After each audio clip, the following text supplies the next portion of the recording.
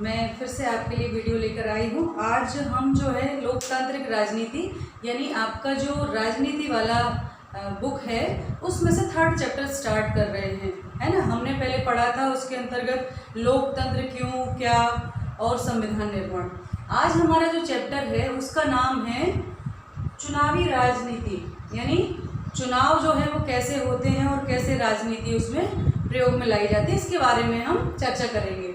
ठीक है, तो सबसे पहले हमारा जो आज का टॉपिक है, फर्स्ट टॉपिक है, हम पहले पढ़ चुके हैं। लोकतंत्र वाले चैप्टर में हमने पढ़ा था कि ऐसा नहीं है कि जो लोकतांत्रिक राज्य हैं वहीं पर चुनाव होते हैं, कई गैर लोकतांत्रिक राज्यों में भी चुनाव होते हैं, पर उनको लोकतांत्रिक कह सकते हैं कि नहीं कह सकते वो एक अलग मैटर है, पर वहाँ भी चुनाव होते हैं। ठीक है, तो फिर अपने देश में चुनाव किस प्रकार से भिन्न है, क्या है, ये सब बातें हम इस वाले चैप्टर में चर्चा करेंगे। तो पहला हमारा टॉपिक है वो है चुनाव क्यों। चुनाव क्यों आवश्यक है, चुनाव की आखिर जरूरत क्या है। क्या ऐसा नहीं हो सकता कि सारे लोग मिलके जो है, क्योंकि लोकतंत्र है, लोगों पर लोगों द्वारा शासन है, तो क्या ऐसा नहीं हो सकता सारे लोग इकट्ठे हो जाएं और किसी मुद्दे पर जो है चर्चा करें और निर्णय लें। क्या ये संभव है? क्यों नहीं संभव है, कर सकते हैं। पर हमारा जो भारत देश है वो बहुत बड़ा देश है, बहुत विशाल है, भौगोलिक स्तर पर भी और जनसंख्या के स्तर पर भी। यहाँ विभिन्न मत भिन्नताएं हैं, है ना, और उसके अलावा बहुत सारी विविधताएं हैं। तो ये चीज़ें कि इकट्ठा होकर और निर्णय करना ये यहाँ पर संभव नहीं है। कुछ छोटे छोटे देश होते हैं वहाँ पर ऐसा होता है, स्विट्जरलैंड में होता है ना, कि हाथ उठाकर, बहुत छोटे छोटे देशों में हाथ उठाकर एक जगह सभा आयोजित की जाती है, वहाँ सारे लोग इकट्ठे होते हैं, हाथ उठाकर वोटिंग हो जाती है ना। पर हमारे यहाँ भारत बहुत बड़ा देश है, एक राज्य ही इतना बृहद है, उसकी जनसंख्या इतनी बृहद है, तो पूरे देश के चुनाव तो ऐसे संभव नहीं है। तो फिर क्या करें, कैसे निर्णय लें। तो इसके लिए क्या करते हैं हम कि हम प्रतिनिधि भेजते हैं, है ना। ऐसा होता है ना कि एक परिवार की, मैंने पहले भी आपको बताया था फर्स्ट साइड वीडियो में, कि सारे लोग जैसे कोई डिसीजन, कॉलोनी की मीटिंग हो रही है, कॉलोनी के बारे में कोई निर्णय होता है, ठीक है, तो ऐसा तो नहीं है। अब हर जितने भी घर हैं उन सबके लोगों को प्रतिनिधित्व करना है, क्योंकि उसमें अगर कुछ भी परिवर्तन होता है, कुछ भी निर्णय लिया जाता है, तो उस कॉलोनी के सभी घरों के लोग जो है प्रभावित होंगे उस निर्णय से। अब कोई एक व्यक्ति पूरी कॉलोनी के बारे में निर्णय ले ले तो क्या ये न्याय संगत है?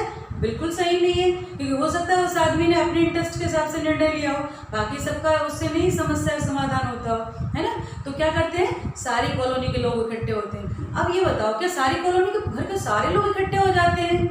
होते हैं क्या?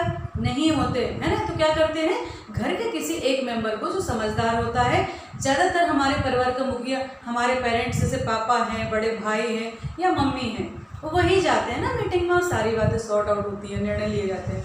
इसी प्रकार से जब हम एक कॉलोनी के से संबंधित, अपनी कॉलोनी, अपनी सोसाइटी से संबंधित जो निर्णय होते हैं उनमें पूरा परिवार ना जाकर एक व्यक्ति जाता है, इसी प्रकार से हमारे पूरे राज्य के बारे में जब निर्णय होना हो या देश के बारे में निर्णय होना हो तो वहाँ भी हम ऐसे ही एक मेंबर भेजते हैं। ठीक है, अब वहाँ भी हर घर से एक मेंबर गया तो क्या होगा, बहुत बड़ी विशाल संख्या हो जाएगी, तो ये भी पॉसिबल नहीं है। तो क्या किया जाता है, कुछ मेंबर्स डिसाइड किए जाते हैं। जैसे हर राज्य में कुछ सीटें होती हैं, इतनी सीटें हैं, उन सीटों पर चुनाव होते हैं। ऐसे ही देश के लिए भी चुनाव होते हैं ना, राष्ट्र के लिए भी होते हैं। तो वहाँ कौन भेजते हैं, प्रतिनिधि चुनकर भेजते हैं हम, है ना। अपना हम वोट देते हैं, जैसे विधायक को वोट दिया, विधायक विधानसभा में पहुंचा और वहाँ उन्होंने विधेयक जो पारित किए वहाँ हमारा पक्ष रखा, यानी अपनी जनता का। जब विधायक कोई वोट करता है किसी प्रस्ताव के पक्ष या विपक्ष में, तो वो अपने क्षेत्र की चुनी हुई जनता का प्रतिनिधित्व करता है, यानी उस पूरी जनता ने इस प्रस्ताव के पक्ष में या विपक्ष में वोट दिया, ऐसा माना जाता है। ठीक है, तो ये हो गए प्रतिनिधि चुनाव। तो इसके लिए क्या करना पड़ता है, चुनाव होंगे, हम कैसे विधायक चुनेंगे, हम कैसे सांसद चुनेंगे, कैसे चुनेंगे, तो वो भी क्योंकि बड़ी जनसंख्या है हमारी, बड़ा क्षेत्र है, तो हम क्या करते हैं, चुनाव होते हैं। चुनाव से ही होता है ना, चुनाव में तय होता है। जैसे मैंने उदाहरण दिया था अभी आपको सोसाइटी का, कॉलोनी का, तो कॉलोनी का भी ना सोसाइटी का अध्यक्ष चुना जाता है, तो सब लोग इकट्ठे होते हैं, है। सपोज दैट आपकी मम्मी को बुलाया कि सोसाइटी का चुनाव हो रहा है, आप भी उसमें पार्टिसिपेट कर सकते हो और या आप किसी को चुन सकते हो।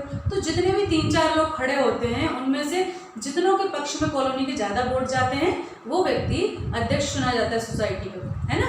जस्ट ऐसे ही विधायक या सांसद के चुनाव भी होते हैं, है ना।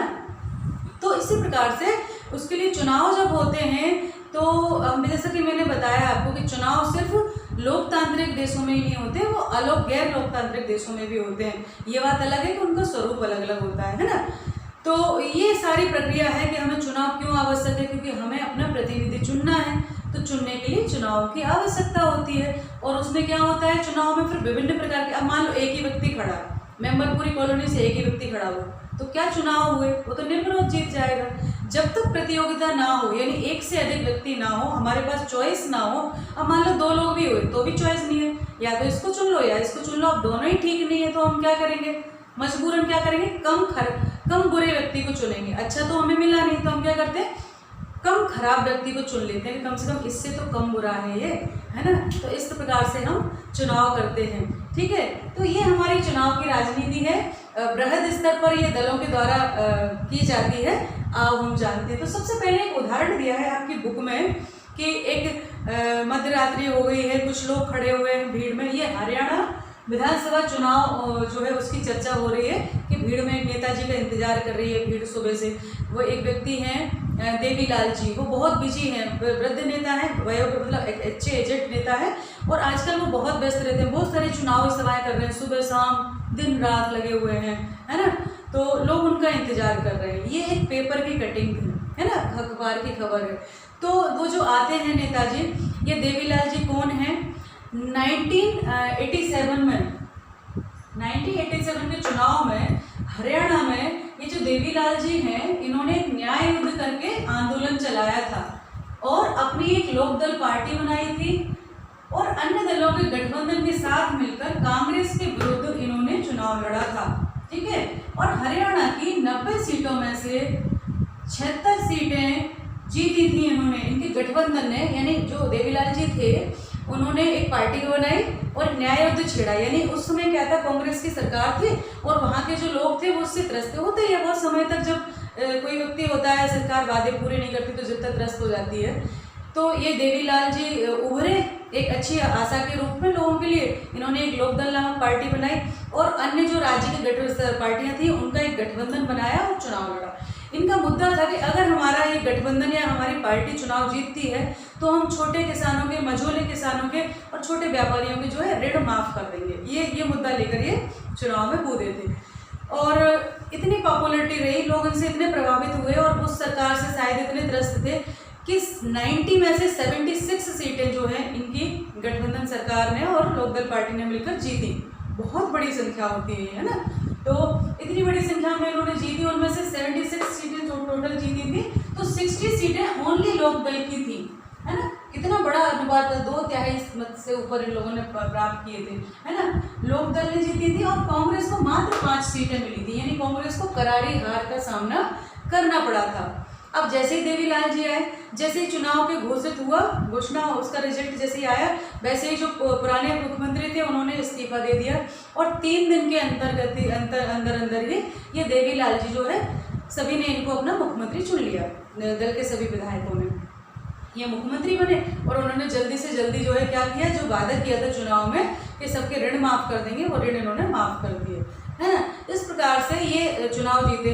लेकिन इनकी सरकार 4 साल चली और 4 साल बाद 1991 में फिर से जो है इनकी पार्टी को बहुमत नहीं मिला। अब क्यों नहीं मिला, ये अपने कारण रहे होंगे, क्योंकि लोग उत्साह में किसी पर विश्वास कर लेते हैं और बनी बनाई व्यवस्था को बिगाड़ देते हैं, लेकिन हर कोई पूर्ण नहीं होता।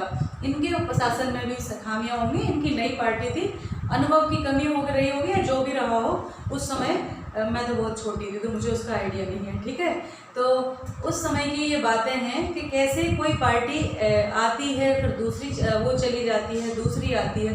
तो ये क्या होता है, ये दलों के द्वारा लड़ा जाता है। यानी जो हमारे देवीलाल जी हैं, इन्होंने पर्सनल चुनाव नहीं लड़ा था, इन्होंने एक पार्टी बनाई, ठीक है। तो भारत में जैसे कांग्रेस पार्टी शुरू से ही चली आ रही है, ये स्वतंत्रता आंदोलन में भी भागीदारी की थी, तो पुरानी पार्टी है। उसके अलावा बहुत सारे दल बने, जैसे भारतीय जनता पार्टी है, समाजवादी पार्टी है, बहुजन समाज पार्टी, आम आदमी, बहुत सारी पार्टियां हैं। इनमें कुछ राष्ट्रीय दल होते हैं, कुछ क्षेत्रीय दल होते हैं।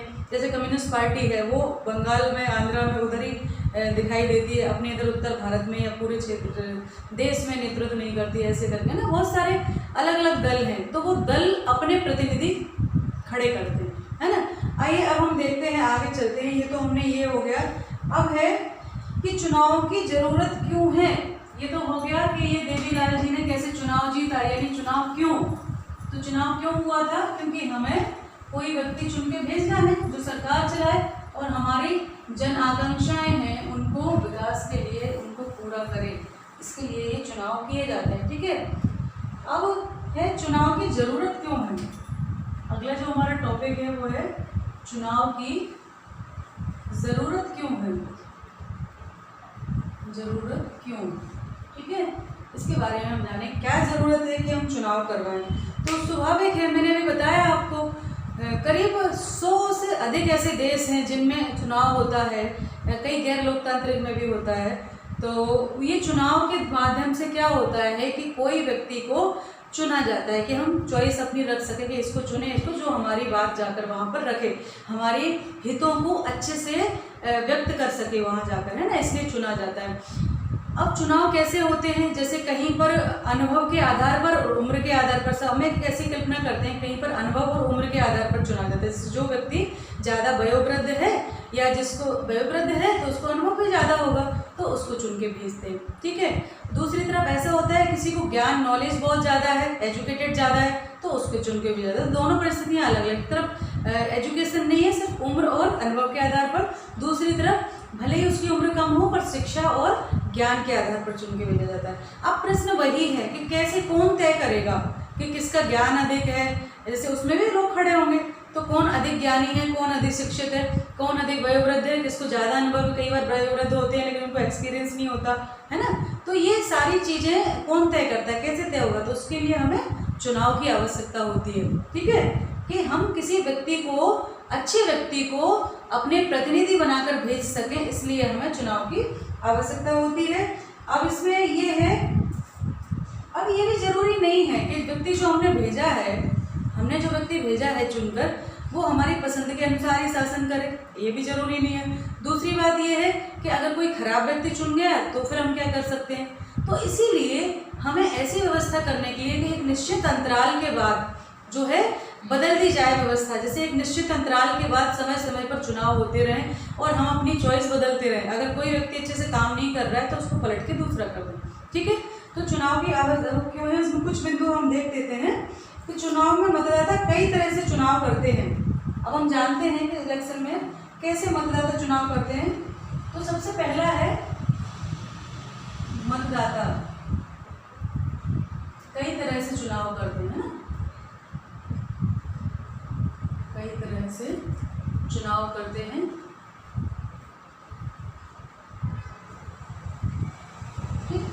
कैसे करते हैं, एक तो वो इस तरह से करते हैं कि वो अपने लिए कानून बनाने वाले का चुनाव कर सकते हैं, है ना, अपने लिए कानून बनाने वाले के तो चुनाव करते हैं। विधायक क्या करते हैं, कानून ही तो बनाते हैं, कानून बनाने वाले का चुनाव कर सकते हैं,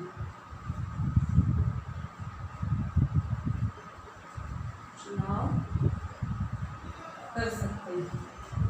ठीक है, और क्या होता है, दूसरा जो पॉइंट है वो क्या है, वो है कि वे सरकार बनाने और बड़े फैसले करने वाले का चुनाव कर सकते हैं। और क्या कर सकते हैं मतदाता, वे सरकार बनाने, सरकार बनाने और बड़े फैसले लेने वाले, बड़े फैसले लेने वाले का चुनाव कर सकते हैं। ठीक है, कर सकते हैं। इसके अलावा और क्या है, एक और है कि वे सरकार और उसके द्वारा कानून बनाने वाले, दिशा निर्देशित करने वाली पार्टी का चुनाव कर सकते हैं। ठीक है, क्या है, वे सरकार बनाने वाले, ठीक है, और बड़े कानूनों को दिशा निर्देश करने वाले, बड़े कानूनों को दिशा निर्देश करने वाली पार्टी का चुनाव कर सकते हैं। अब एक तो हम किसका चुनाव कर रहे हैं, व्यक्ति का, और एक पार्टी का चुनाव कर सकते हैं। ठीक है, कर सकते हैं। तो आप देखो इस प्रकार से क्या क्या होता है कि एक तो क्या कर सकते हैं मतदाता, अपने लिए कानून बनाने वाले का चुनाव कर सकते हैं, सरकार बनाने वाले और बड़े फैसले लेने वाले का चुनाव कर सकते हैं, और सरकार बनाने वाले बड़े कानूनों को दिशा निर्देश करने वाली पार्टी का चुनाव कर सकते हैं। यानी हम चुनाव के अंतर्गत विधायक का भी चुनाव कर सकते हैं और उस पार्टी का भी चुनाव कर सकते हैं जो कानून बनाने में दिशा निर्देश देती है ना, अच्छी पार्टी, क्योंकि ये पार्टी सही है, इसको हम वोट देंगे। कई बार ऐसा होता है कि कोई व्यक्ति विशेष की बहुत प्रधानमंत्री के रूप में या मुख्यमंत्री के रूप में उसको कर देते हैं ना अपन ऐसे प्रमोट कि भाई ये अगर ये पार्टी आती है सत्ता में, अगर फलानी पार्टी सत्ता में आती है तो ये मुख्यमंत्री होंगे, चेहरा क्लियर करते हैं। तो लोग क्या करते हैं, विधायकों को क्यों चुनते हैं कई बार कि हमें उस व्यक्ति को मुख्यमंत्री बनाना है या उस व्यक्ति को प्रधानमंत्री बनाना है। जैसे कि अभी हमारे चुनाव हुए थे, 2 बार से मोदी जी जीत कर आए हैं, तो कहीं ना कहीं ये ना लोग ये चाहते थे कि इसको चुनना है। तो उस समय क्या होता है, पार्टी से भी ज्यादा प्रमुख कौन हो गया, व्यक्ति हो गया। ठीक है, और कई बार क्या होता है, लोग पार्टी को चुनाव देते हैं, वो वोट देते हैं। जैसे कि पहले प्रथम 3 जो चुनाव हुए आम चुनाव, तो वहां पर पार्टी को चुनाव दिया जाता था। तो लोग ये सोचते थे कांग्रेस पार्टी जो है वो रिप्रेजेंट करती है, ये हमारे स्वतंत्रता आंदोलन की आदर्श है, प्रेरक है ना, तो इसको हम लेकर चलेंगे, क्योंकि इसमें पुराने समय से इतने 100 साल से ये संवैधानिक मुद्दे देखती आ रही है, तो हमारे देश को आज़ाद कराने में भूमिका है, तो कहीं ना कहीं शासन भी इसी के अनुसार चलेगा। ठीक है, तो इसलिए उन्होंने प्रथम जो 3 आम चुनाव हुए थे भारत के, उनमें कांग्रेस पार्टी को बहुमत मिला था, क्योंकि लोग पार्टी को वोट दे रहे थे, है ना। लेकिन वर्तमान में कहीं ना कहीं अब व्यक्ति को भी चुनने का चलन हो गया है। तो चलिए अगला जो हमारा बिंदु है वो है चुनाव को लोकतांत्रिक बनाने के आधार क्या।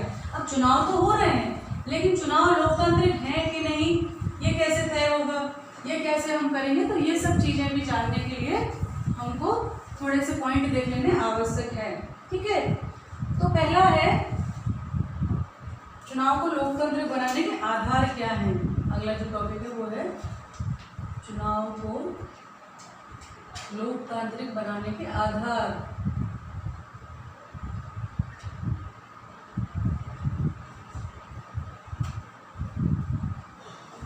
बनाने के आधार क्या क्या है वो हम देख लेते हैं कि कैसे चुनाव जो है वो लोकतांत्रिक हो सकता है। ठीक है, हमने पहले पढ़ा था कि कई देशों में चुनाव होते हैं लेकिन वो निष्पक्ष नहीं होते या उसमें किसी दूसरी पार्टी को खड़े होने का अवसर ही नहीं मिलता, तो वो लोकतांत्रिक नहीं होते। जब एक ही व्यक्ति खड़ा हो रहा है, कोई चॉइस ही नहीं है, तो कैसे लोकतांत्रिक चुनाव हुआ। फिर चुनाव हो या ना हो कोई फर्क नहीं पड़ता, है ना। तो इसी प्रकार से हम आधार देखते हैं। तो पहला है कि हर किसी को चुनाव करने की सुविधा हो, यानी हर व्यक्ति को वोट का अधिकार होना चाहिए। हर किसी को चुनाव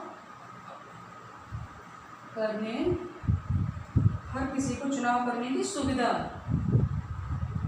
है ना, सुविधा हो। इसका अर्थ है कि सभी को जो है मताधिकार प्राप्त होना चाहिए। ऐसा नहीं है कि इस व्यक्ति को सिर्फ यही लोग वोट डालेंगे, तो फिर कैसे लोकतांत्रिक हो जाएगा। दूसरा है विकल्प उपलब्ध हो, विकल्प उपलब्ध हो, है ना। इसका अर्थ क्या हुआ, जैसा कि मैंने बताया था ना अभी, विकल्प उपलब्ध हो, यानी हमारे पास चॉइस होनी चाहिए, है ना। अगर पार्टी में जैसे सोसाइटी का मैंने एग्जांपल दिया था कि एक ही व्यक्ति खड़ा है, तो फिर कोई ऑप्शन ही नहीं है। इसी प्रकार से कई देशों में सिर्फ जैसे चीन में सोवियत समय कम्युनिस्ट पार्टी के अलावा कोई पार्टी चुनाव ही नहीं लड़ती थी, तो फिर लोगों के पास विकल्प ही नहीं होता था। या कई बार एक ही व्यक्ति सरपंच का चुनाव हुआ, साथ कोई खड़ा नहीं हुआ, एक ही व्यक्ति पहले होता था। बहुत बाहुबली जो होते थे वो किसी को खड़ा ही नहीं होने देते थे, डरा धमका के जो खड़ा होता था चुनाव में उसको बिठा देते थे, बैठ जा, नहीं तो ऐसा करते, तो कोई खड़े नहीं होता था उसके विरोध में। तो ये स्थिति अगर है, अगर हमारे पास विकल्प नहीं है, कि ऐसे है ना कि ये मैंने भी बताया कि अगर 2 लोग भी खड़े हैं और दोनों ही खराब हैं, तो हम क्या करते हैं, कैसे चुनते हैं, कम खराब व्यक्ति को चुनते हैं, है ना। ये बहुत ज़्यादा खराब है तो हमने थोड़ा कम खराब चुन लिया, लेकिन इसका अर्थ ये नहीं हो कि हमें अच्छा व्यक्ति मिल गया। ठीक है, तो अगर बहुत सारे 10, 15, 20 लोग होंगे तो उनमें आकलन कर सकते हैं कि कैसे। तो तभी लोकतांत्रिक चुनाव माना जाएगा। ठीक है, तो ये विकल्प उपलब्ध होने चाहिए, चाहे वो दो ही क्यों ना हो, मतलब एक से अधिक होना चाहिए। ठीक, उसके अलावा तीसरा जो है वो है चुनाव का अवसर नियमित अंतराल पर मिलता रहे। तीसरा है चुनाव का अवसर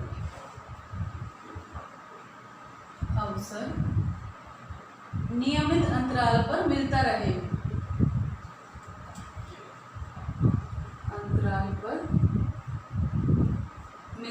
इसका अर्थ क्या हुआ? सपोज दैट हमने कोई ऐसा व्यक्ति चुन लिया, पहले तो बहुत बगला बगल बन के हमारे पैर छू रहा था और अच्छे मीठा बन रहा था, है ना, तो हमने उसको चुन लिया। अब वो जब सत्ता में पहुंचा तो उसने अपने रंग दिखाने शुरू किए, या सत्ता ने उसकी बुद्धि भ्रष्ट कर दी, सत्ता ने उसका दिमाग चढ़ा दिया कि अब तो हम बहुत पावरफुल है, ये जनता क्या लग रही है हमारे सामने, दिए होंगे वोट, अब तो मेरे पास बहुत पैसा है, बहुत बाहुबली हूँ, मैं कुछ भी कर सकता हूँ। तो अगर वो वहाँ पहुँचकर और जनता की अपेक्षाओं को पूरा नहीं करता है तो फिर क्या करना है ऐसी स्थिति में? अगर ऐसे फंस गए तो क्या करना है? फिर ऐसा व्यवस्था होनी चाहिए। वैसे तो ये मांग की जाती है कि ऐसी व्यवस्था होनी चाहिए कि हमें उस व्यक्ति को बुलाने का अधिकार होना चाहिए, जिस जनता ने चुना है उस जनता को रिकॉल का अधिकार भी होना चाहिए। नहीं, वापस बुला लो उसको कि तुम काम नहीं कर रहे, वापस आ जाओ। पर ऐसा संभव नहीं है। अगर ऐसा होता रहा तो बार बार चुनाव की वजह से जो है संवैधानिक व्यवस्था फेल होगी, बहुत सारी समस्याएं आती हैं। चुनाव बहुत खर्चीली पद्धति है, बहुत मुश्किल से होता है, तो ये भी नहीं। तो क्या है? नियमित अंतराल, यानी एक समय अवधि होनी चाहिए। जैसे हमारे यहाँ ना 5 साल के लिए चुने जाते हैं, है ना, तो वो 5 वर्ष का अवधि पूर्ण होने पे अगर कोई गलत काम भी करे तो ठीक है बेटा, आओ तुम लौट के तुम्हें देखते हैं अगली बार, है ना। तो इस डर से जो प्रतिनिधि हैं उनको पता है कि 5 साल बाद हमें फिर उसी जनता के सामने जाना है, तो वो ऐसे काम नहीं करेंगे, वो तानाशाही नहीं करेंगे, थोड़ा सा भय रहता है ना। तो एक नियमित अंतराल के बाद चुनाव का अवसर होना चाहिए कि हम बदल सकें दूसरे को, है ना। तो ये तभी लोकतांत्रिक माना जाएगा। उसके अलावा और क्या है? लोग जिसे चाहें वास्तव में चुनाव उसी का होना चाहिए। अब देखो, लोग जिसे चाहें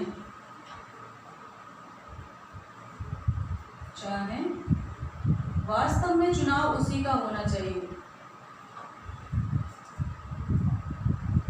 वास्तव में चुनाव उसी का होना चाहिए, अर्थात उसी का होना चाहिए। इसका अर्थ क्या है? इसका अर्थ ये है कि कई बार ऐसा होता है ना कि मुख्यमंत्री, मैंने कहा था, चेहरा पहले से क्लियर कर देते हैं कि ये व्यक्ति मुख्यमंत्री बनेगा अगर ये पार्टी जीतती है तो, लेकिन बाद में क्या होता है, हटा देते हैं, दूसरा व्यक्ति प्रमोट कर देते हैं कि ये मुख्यमंत्री होगा। तो ऐसी स्थिति में जनता जो है ठगा हुआ महसूस करती है। भाई हमने इस व्यक्ति के ऊपर विश्वास जताया था, उसको वोट दिया था, ना कि पार्टी को। पार्टी को सिर्फ इसलिए जिताया था कि वो व्यक्ति फलानी पार्टी से खड़ा हो रहा है, तो फिर हमें उसको, उस पार्टी को हमने वोट दिया क्योंकि हमें वो व्यक्ति प्रधानमंत्री के रूप में या मुख्यमंत्री के रूप में चाहिए था। लेकिन पार्टी ने क्या किया? दूसरे व्यक्ति को वोट उसके नाम पे ले लिए, दूसरे व्यक्ति को खड़ा कर दिया। तो क्या ये लोकतांत्रिक हुआ? नहीं हुआ, क्योंकि आपको ठगा गया है, यानी मतदाता को ठग लिया गया है। भले ही 5 साल के लिए ही सही, पर ठग लिया गया, तो तब भी लोकतांत्रिक चुनाव नहीं होगा। तो अर्थात जिस व्यक्ति को वोट दिया गया है, जिसको जनता चाहती है, वही चुना जाए, ये भी आवश्यक है लोकतंत्र के लिए। ठीक है। उसके बाद अगला जो है वो है पांचवी शर्त है इसकी कि भाई चुनाव स्वतंत्र और निष्पक्ष ढंग से कराने जाने चाहिए, है ना। चुनाव स्वतंत्र एवं निष्पक्ष ढंग से कराए जाने चाहिए, ढंग से कराए जाने चाहिए। अर्थात अगर हमने चुनाव करा भी लिए लेकिन उसमें धांधली कर दी, जैसे जो सत्ता पक्ष है वो तो पावरफुल होता है, सारा प्रशासन हाथ में होता है, तो अगर कुछ धांधली होती है तो चुनाव में कितने भी लोग खड़े हों, पक्ष में अगर एक ही पार्टी उसी को फिर से जीत के आ जाना है, चुनाव में धांधली के तहत निष्पक्ष नहीं हुए, तो फिर चुनाव का कोई मतलब नहीं है। तो 5वीं शर्त है कि चुनाव जो है निष्पक्ष होना चाहिए और स्वतंत्र रूप से होना चाहिए, उसको कोई बाधा नहीं हो। ठीक है। ये बहुत शर्तें बहुत आसान हैं और बहुत अच्छी लगती हैं हमको, है ना, लेकिन इतनी सरल नहीं है। हमें लगता है ये तो ठीक है, ये तो होना ही चाहिए, ऐसा नहीं है। व्यवहारिक रूप में बहुत सारी चीज़ें प्रभावित करती हैं। जो बाहुबली होते हैं वो, जो प्रभावशाली लोग होते हैं वो, है ना, और हमारा प्रशासन तंत्र, और बहुत सारी जनता की अशिक्षा, निरक्षरता, गरीबी, ये सारी चीज़ें जो है इन चुनावों को, ये सारी शर्तें पूरी करने में बाधाएं पहुंचाती हैं। ठीक है। और इसके अलावा अगला जो हमारा बिंदु है वो है, क्या राजनीतिक प्रतिद्वंद्विता अच्छी चीज़ है? जैसे कि हमने कहा कि हमारे पास विकल्प होने चाहिए। विकल्प का अर्थ होता है कि भाई व्यक्ति को कहीं ना कहीं, व्यक्ति को विकल्प होंगे, ये तो प्रतिद्वंद्विता होगी दो लोगों के बीच में। ठीक है, तो प्रतिद्वंद्विता क्या ठीक है, क्या होनी चाहिए, क्या राजनीतिक प्रतिद्वंद्विता अच्छी है? अगला जो पॉइंट है वो है हमारा, क्या राजनीतिक प्रतिद्वंद्विता अच्छी है? तो इस प्रश्न का उत्तर बड़ा ही जटिल है। कहा जाता है कि अगर राजनीतिक प्रतिद्वंद्विता होती है तो गांव, मोहल्ले, इवन परिवार गुटों में बढ़ जाते हैं। एक व्यक्ति इसको चाह रहा है, एक व्यक्ति इसको चाह रहा है, आपस में बहसबाजी होती है। देखा होगा जब चुनाव आएंगे तब वो कहेंगे नहीं कांग्रेस पार्टी ये फलाने व्यक्ति ये, दूसरा कहेगा नहीं, आपस में लड़ जाते हैं। अभी सोशल मीडिया पे मैंने बहुत देखा है, बहुत ऐसे लड़ते हैं जैसे कि इनके घर का व्यक्ति इनको खुद ही जीतने वाले हैं। ऐसे होता है कि दूर दूर तक कोई नाता नहीं होगा है, और लेकिन फिर भी भले ही वो राजनीतिक समझ नहीं होगी, लेकिन ऐसे लड़ते हैं जैसे इनके खुद ही चुनाव में दोनों पार्टियां, जैसे जो व्यक्ति ही खुद खड़े हुए स्वयं लड़ रहे हैं, तो ऐसे लोग लड़ते हैं। तो ये कहीं ना कहीं वैमनस्य भी पैदा करती है ना। और कई बार ऐसा होता है कि लोग सिर्फ इसलिए नहीं आते हैं कि उनको जनता की सेवा करनी है, कई बार इसलिए भी आते हैं कि उनको अपना राजनीतिक, जैसे हम डॉक्टर बनते हैं, इंजीनियर बनते हैं, IAS बनते हैं, वैसे ही कई लोग राजनीतिक रूप में अपना करियर बनाते हैं। तो वो राजनीतिक रूप से भी हो सकता है अपने करियर के लिए आगे बढ़ने के लिए, जैसा राजनीति में आया हो, फिर हम कैसे तय कर सकते हैं कि वो सेवा करने आए हैं? ठीक है, चलो ठीक है, वो सेवा करने नहीं आया, हमने उनको कर भी लिया, तो फिर ये मुद्दा उठता है कि कैसे उनको प्रशिक्षित किया जाए, क्या किया जाए, बहुत सारी बातें। ठीक है, अगली बातें हम अगले वीडियो में करेंगे। अभी के लिए इतना ही, तो ध्यान रखिए, पढ़ाई करते रहिए। नमस्ते सभी को।